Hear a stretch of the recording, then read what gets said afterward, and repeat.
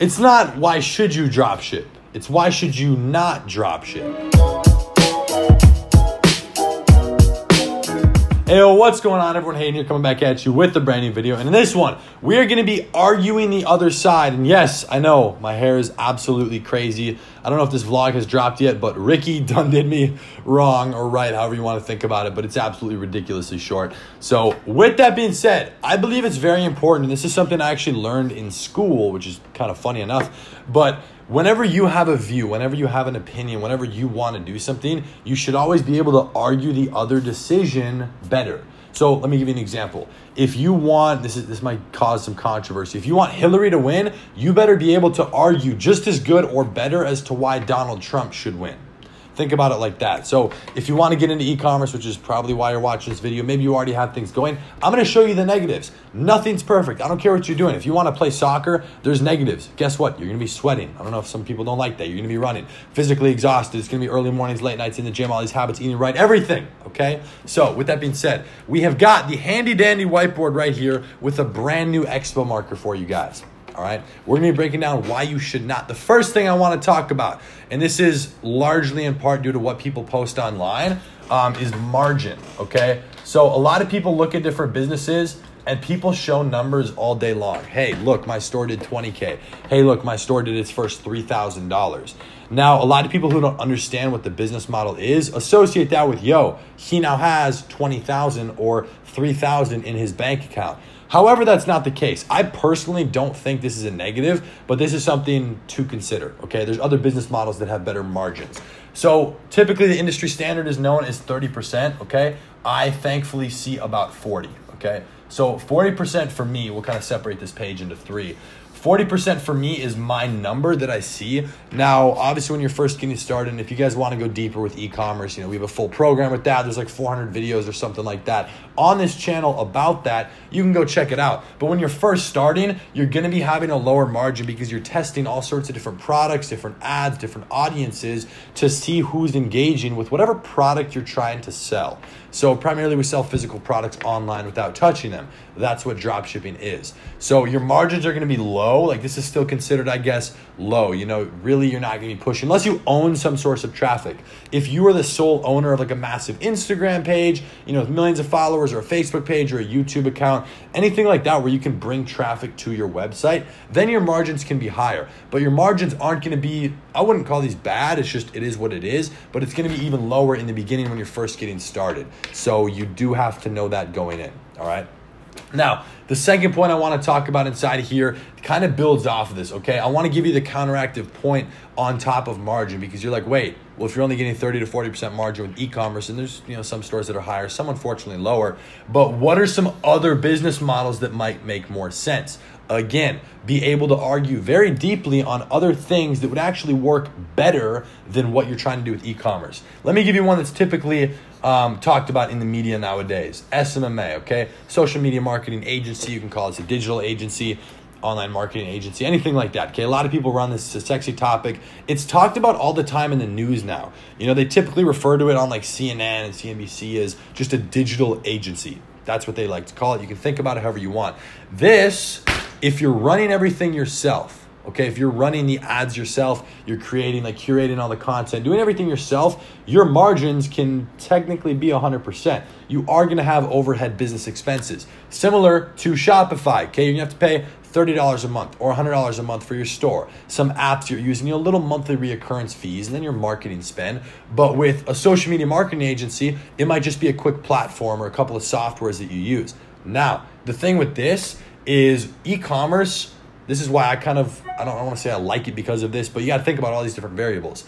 You're not going to be able, if you're running your own store, the only person you can possibly disappoint is yourself, okay? Your customers can get mad too, but that's a different thing. If you're not making any money, if you're making no sales, the only person who's ever going to get mad at that is you, right? So if you're running a social media marketing agency, this is where a client, a customer, a legitimate company, a brand, a business is paying you whatever you decide, if it's $1,000 a month, $5,000, $10,000, whatever retainer, if it's a profit share, you can disappoint them. and you can't come back from that. That's the thing. I run an agency. We have 2 different branches of the agency, and it's kind of something where you can definitely soil a good relationship by not delivering results. So if you don't know how, maybe e-commerce makes a little bit more sense. And a lot of the skills are transferable. So things like social media marketing, that's just one example. That might be a better business model, okay? And there's other things inside of e-commerce. Let me give you an example. eBay, Amazon, okay? We can write those down too. I'm not saying those are better. In my opinion, actually, these are worse, okay? So why? Amazon, you're going to need a lot more upfront capital, okay? So I'm not saying you should start a social media marketing agency over e-com. I believe e-commerce is one of the best things to start with, one of the lowest capitals. There's nobody to really disappoint. It's all sorts of different transverse skills that if you can build that, you'll be able to make money in so many different areas that it will actually blow your mind, okay? I did this with I guess we'll just write it at the top, e-com, okay? I learned that skill, and I learned how to do every single thing myself, which I don't know if that's the smartest way to do it. That's just what I did. Now I have people who do it for me. But I learned e-com, and that then helped me do other things, okay? I don't do eBay or Amazon. I never have. But this is where other people, for example, other people are in control of the marketing for most of this. There's some things with, search engine optimization, maybe ranking higher and whatnot. I have a lot of friends who do that. Amazon, it's going to take a lot longer, so it's very slow, and you're going to need some upfront capital to purchase the product. So that's one thing as to why e-com might be a better decision. This is still kind of e-com, but e-commerce with Shopify, okay? Why should you not start it? Those are a couple, I guess that's kind of building off of one reason why. Now, the other thing I want to talk about inside here, we'll separate this again. Another, I guess, I don't want to always call it a negative, if you will. This is something that's always been interesting to me because so many people ask it. Saturation, okay? What does this even mean? First of all, this is where a lot of people are doing the same thing or a very, very similar thing, and it competes against each other. So, for an example, if you're running a social media marketing agency, you live in, I'm not going to say Los Angeles, that's a big, big, big city. Let's say you live in Hoob Schnoob, Idaho, the middle of nowhere. It's a small town of 20,000 people. All right, there's a couple businesses in there. There's a good amount that you could prospect. They're qualified to pay you whatever, a couple thousand a month. But there's 100 people in there. 100 people, all trying to run a social media marketing agency. It's going to be an absolute dogfight bloodbath over who gets that client, okay? People are going to be doing some nasty things, snaking you, making false promises for the client, which is going to ultimately disappoint them. They're going to be trying to undercut your price. It's going to be not very good, okay? It's really not going to be good. Similar thing can happen with e-commerce. This is a negative. This is called saturation, also known as the worst version of competition. I don't know why people separate these words. People all the time ask me, hey, is the dog niche saturated? Look, there's plenty of companies. Petco probably makes like $1 billion a year because of dogs. All sorts of e-commerce stores. I've made money in the dog niche, just for an example.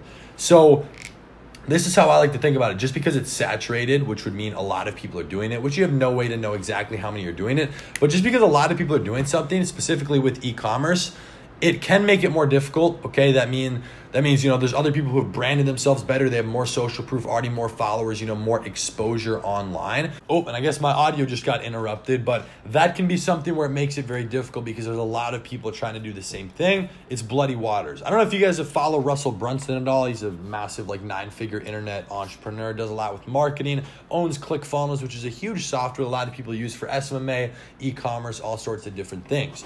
So he actually has a book called Expert Secrets. I would recommend picking up a copy if you're trying to do anything on this board, honestly.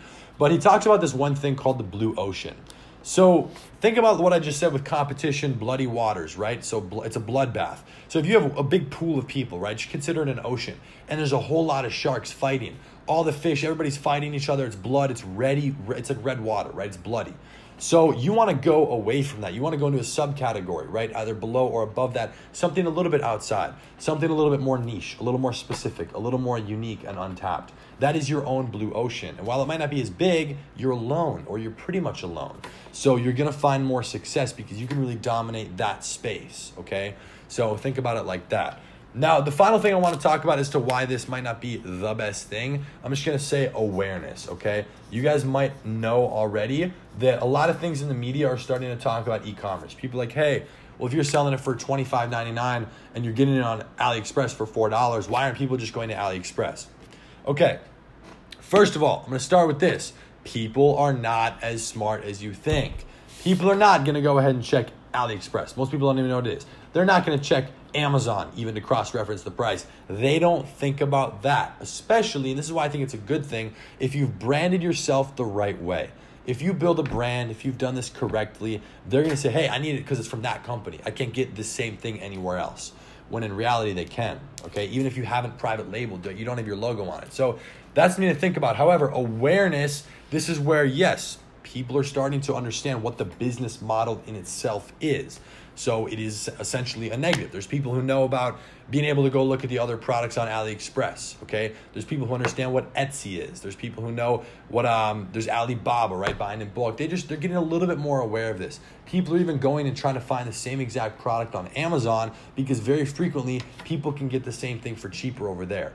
So it is something you're gonna wanna think about. There's a lot of, I don't want to say a lot, but there's a lot of little negative points, okay? Nothing's as perfect as you think it is. E-commerce, I still 100% with all my heart, even at the end of 2018, going into 2019, that is by far one of the best business models to start. Absolute best. If you have like, $1,000, $2,000, even like $500, I've seen people make it work with pretty much no money, okay? It's a very low startup cost for legitimate business.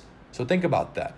A legitimate business, you can run that, you can get started building these skills, which then if you want, do more e-commerce stores, more products, more ads, scale it up, take that to other businesses. If you want to run an agency, if you want to run other companies yourself, you will have these skills that will help you so much in the long run, okay? So I felt like it was important to make this video. I'm sorry if it's not some like crazy, do this with your ad, because it is important. You should be able to argue this other side just as good as you can yours. Notice how I went back and forth with the positives and negatives of each of these points. That's why I think you need to be able to argue this. So that's why I'm making this video. If you guys have any questions on any of these points or anything else that I might have missed, skipped over, anything like that, please let me know in the comments down below. I would love to answer it for you or start a conversation. And with that being said, if you enjoyed this video, if you thought it was unique, whatever, if you got value, be sure to let me know by dropping a like down below. And as always, we are coming in very, very hot. I love it. I do love you guys. I appreciate it so much. We're coming in hot at 100K subs. Mind blown at that. That's such a huge milestone. I appreciate you guys. Make sure to hit that nice looking subscribe button. And with that being said, I'll be seeing you tomorrow in the next video. Peace.